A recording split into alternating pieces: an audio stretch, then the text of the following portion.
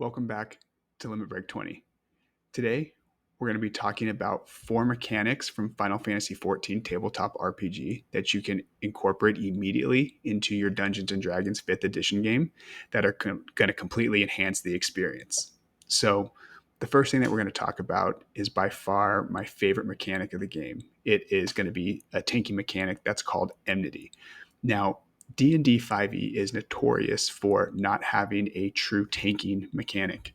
What I mean by that is players can have a high armor class, but there's nothing effectively that makes enemies attack them specifically, with the exception of 3 classes. So those are going to be the Armor Artificer, which arguably is the best one at that, the Ancestral Barbarians, which is another one that's pretty good at it, and then the Cavalier Fighter. So the Battle Master's in there a little bit, which you could use, but the problem is that there's no love for paladins or any other fighters, Echo Knights or Eldritch Knights, different classes that really have that capability to tank, but there's no specific mechanic for it. So let's jump right into it. So the feature is called Emnity. And the tanking character has the ability that when they make certain attacks or they have an AoE move that will affect multiple enemies. And what Emnity does is it creates a -5 penalty to hit for any character or creature that is impacted by that. And that's big because what that does is that allows you to kind of jump in the middle of a fray. I just kind of have this image of someone, or a tank just jump in the middle of a bunch of goblins and then having this AoE ability. And now they're all forced to attack him because they're going to take that -5 penalty if they try to go off and attack someone else. Also, sort of keeps your DM from metagaming a little bit. So I kind of like it. Keeps them in check. So that's the first one. Really awesome mechanic.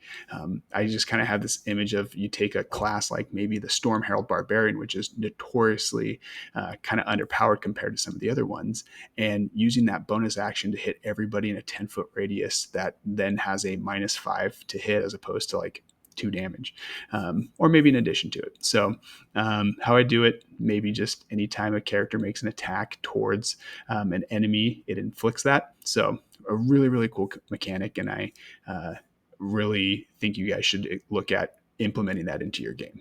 So that's number 1. So number 2 is going to be something called instant actions. So in Final Fantasy XIV Tabletop RPG, their reactions work a little bit differently.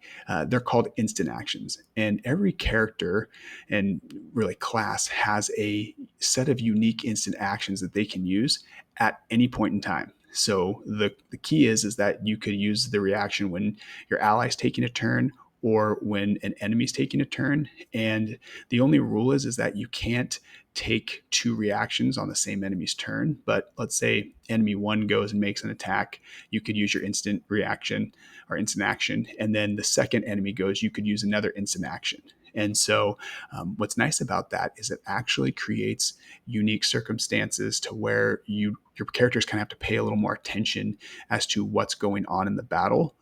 Because a lot of times we've all been guilty of this is when you wait, your turn comes up, and then you hang out for about 20 minutes waiting for your turn to come around. And so instant actions are a way to keep players engaged as well as give them something unique and different. I always felt that reactions in D&D 5th edition were kind of niche. I mean, you could, unless the player moves out of reach or you have the sentinel feed or something of that nature, you're really not getting a ton of reactions off. Polar Master, I guess that goes away in the new 2024 rules. But so yeah, that's another really cool feature. And what I'll do is I'll put a link to the character sheet so you guys can actually look at the different character sheets and see what those instant actions are. Maybe get a little bit of inspiration and just steal maybe even a couple of those and give them to your player characters. So really, really cool mechanic. One thing that's really cool that I do want to point out as well is that the Bard character class that was released, I think, about a month or so ago, that character is really truly a reaction fighter. They have about 8 or 9 different instant actions they can use.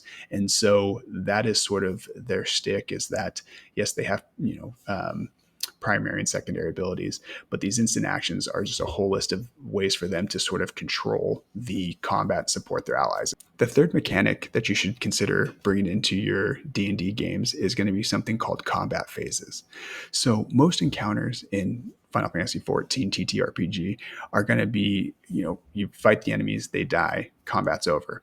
Well, what phases are is, think of these as sort of more narrative type focused events that happen in the combat. So the two that I can kind of think of off the top of my head are you are fighting 4 or 5 enemies, you kill 2 or 3 of them, and then you hear a horn sound, and then 4 or 5 more enemies show up, or you hear them coming.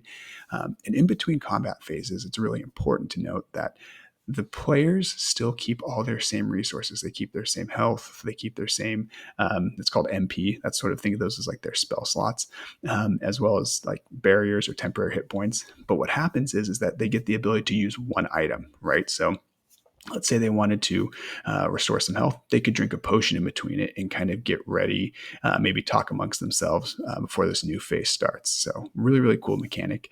I guess the second one I was kind of thinking of is, you beat, or you think you beat, the giant boss, and then all of a sudden it starts sprouting out different limbs and kind of transforms and mutates. Those would be different types of phases. And a lot of times, like in boss encounters, especially if you look at the free fate that they just posted online, when you move into a different phase, the boss now does additional damage, right? So these are, again, really cool narrative mechanics that you can just start kind of bringing into your games immediately. And boy, did I save the best for last. I don't know, the tanking mechanic's pretty good, but I would say that one of the other really cool features that Final Fantasy 14 has is that they have something called limit breaks. Now, if you have ever played any Final Fantasy game in your entire life, you're going to know what a limit break is. These are special abilities that every character gets, and they're all really, really unique.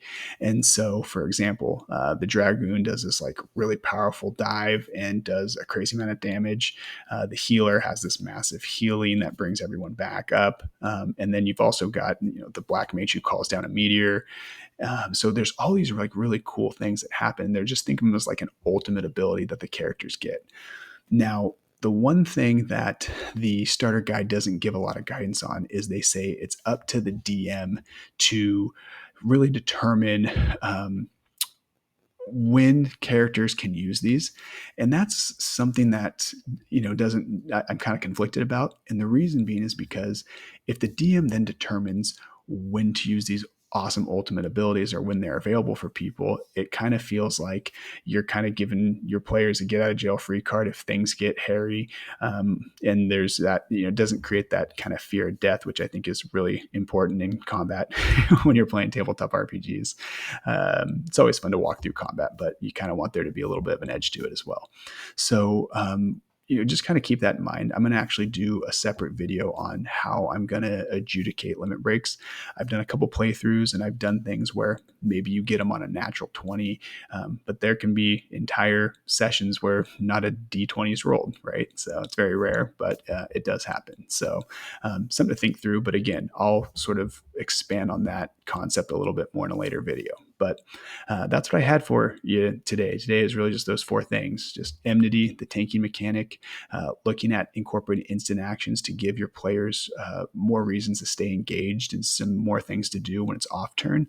And then phases, kind of creating a more narrative approach to combat, which is really, really cool and fun. And then limit breaks, which are just absolutely awesome. So hopefully you guys enjoyed this video. This was definitely shorter than my last one. Trying not to make 20-minute videos and put people to sleep. So if you enjoyed today's video, feel free to attune to this channel by liking and subscribing. In addition, let me know what you want to see in the comments below. That's been really, really helpful. It's kind of been able to give me some different avenues to take the channel, as well as focus on producing content that you guys really want to see. So with that, stay safe, adventurers.